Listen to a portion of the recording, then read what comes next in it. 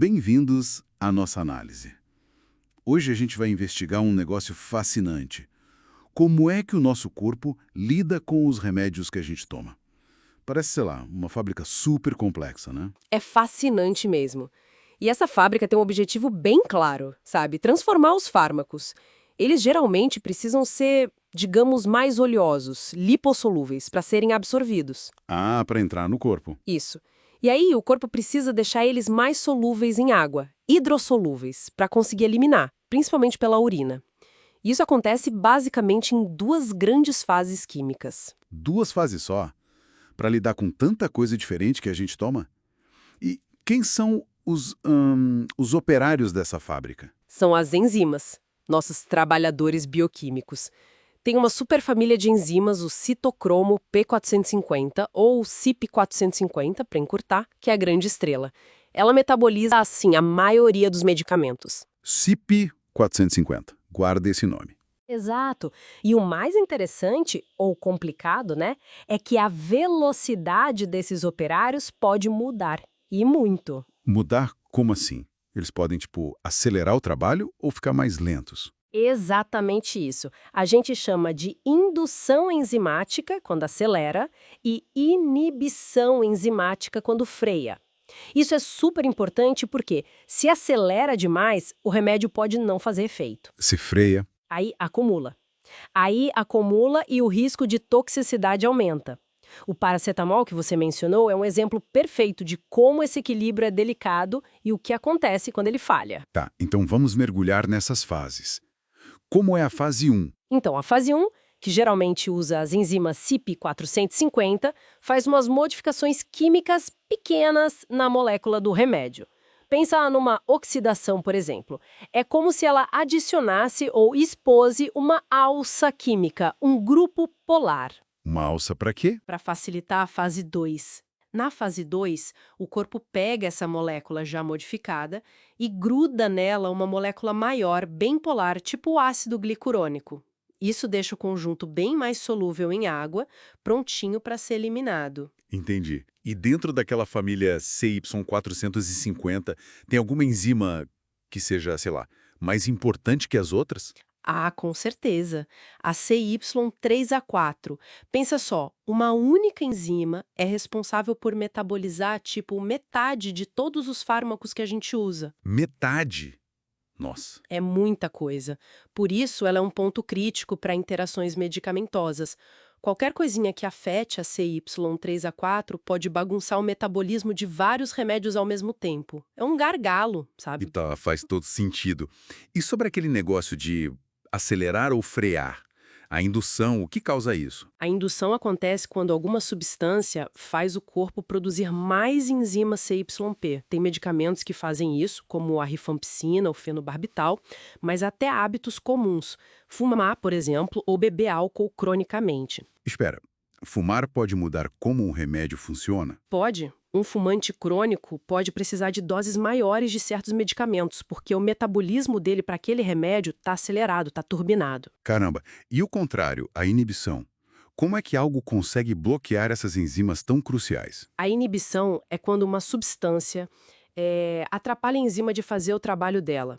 O exemplo clássico que muita gente já ouviu falar é o suco de toranja ou grapefruit. Aquele suco, sério. Seríssimo.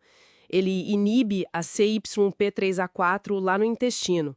Então, se alguém toma certos remédios junto com esse suco, o metabolismo diminui, o remédio se acumula e aí o risco de efeitos colaterais ou até toxicidade dispara. Um simples suco, né? Quem dia? Incrível. Isso me leva de volta ao paracetamol. Como ele pode ser seguro no dia a dia e tão perigoso se a pessoa exagera na dose? É que, em doses normais, o paracetamol passa direto pela fase 2, aquela de conjugação que deixa ele solúvel, e é eliminado tranquilamente. Só que numa overdose, essa via da fase 2 fica, lotada. Saturada. Não dá conta do recado. Exato. Aí, o corpo desvia o excesso de paracetamol para outra rota, que envolve a fase 1 via enzimas CY. Só que essa rota produz um metabólito, um produto chamado NAPQI, que é tóxico para o fígado. Ah, então é aí que mora o perigo. Justamente. Normalmente, a gente tem uma defesa natural, uma molécula chamada glutationa, que neutraliza esse NAPQ rapidinho. Mas na overdose... Na overdose, o estoque de glutationa acaba. E sem essa proteção, o NAPQ fica livre para atacar as células do fígado, causando lesão grave, hepatite medicamentosa. É por isso que o antídoto, a N-acetilcisteína, funciona. Ela ajuda o corpo a produzir mais glutationa. Entendi o mecanismo. E tem outra coisa que a gente ouve falar. O caminho que o remédio faz no corpo. O tal do metabolismo de primeira passagem. O que é isso? Ah, sim. Isso é super importante para remédios tomados por boca. Quando você engole um comprimido, ele é absorvido no intestino, certo? Daí, o sangue do intestino vai direto para o fígado por uma veia chamada veia porta. Isso acontece antes do sangue ir para o resto do corpo. Quer dizer que o fígado já pega uma parte do remédio ali de cara. Exatamente. O fígado e até a parede do intestino já começam a metabolizar o fármaco antes mesmo dele chegar na circulação sistêmica. É a primeira passagem pelo fígado. E isso significa que uma parte do remédio é meio que perdida? Isso diminui a quantidade que realmente vai estar disponível para agir no corpo todo. É o que a gente chama de biodisponibilidade. Alguns remédios, como a lovastatina, têm uma biodisponibilidade oral baixíssima, tipo menos de 5%, por causa desse efeito. Nossa, então a forma de tomar o remédio faz muita diferença? Muita! Por isso existem outras vias, né? Injeção, adesivo, supositório. Elas evitam ou diminuem essa primeira passagem.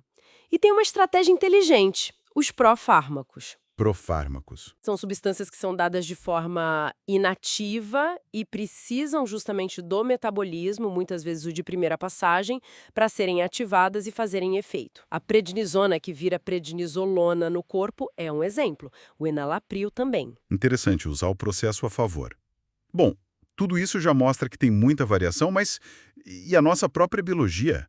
A genética entra nisso. Entra e como? É a área da farmacogenômica.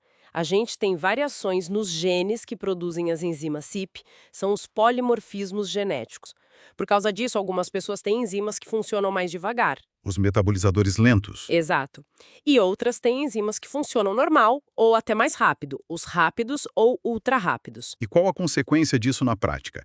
Precisa de mais remédio, menos? Pode ser qualquer um desses. Por exemplo, metabolizadores lentos para a enzima CYP26 não conseguem converter bem a codeína em morfina, que é a forma ativa que alivia a dor.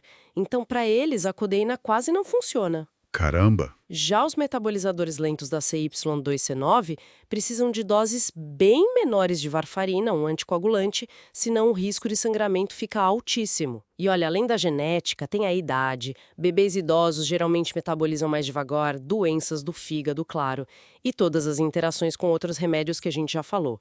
Tudo isso junto cria um quadro muito, muito individual. Uau! Fica muito claro que metabolizar um remédio não é uma ciência exata igual para todo mundo. São muitos fatores em jogo. Sem dúvida nenhuma. Entender essas nuances todas é fundamental para usar os medicamentos com segurança e para que eles funcionem direito. A gente ainda não tem testes genéticos de rotina para prever tudo isso para todo mundo, né? Mas a observação clínica cuidadosa, ver como cada pessoa responde, continua sendo essencial. E pensando no futuro, né? Como será que um conhecimento ainda mais profundo desse metabolismo individual poderia, sei lá, transformar a medicina? Imagina tratamentos realmente personalizados para o DNA de cada um. É algo para a gente refletir. Com certeza.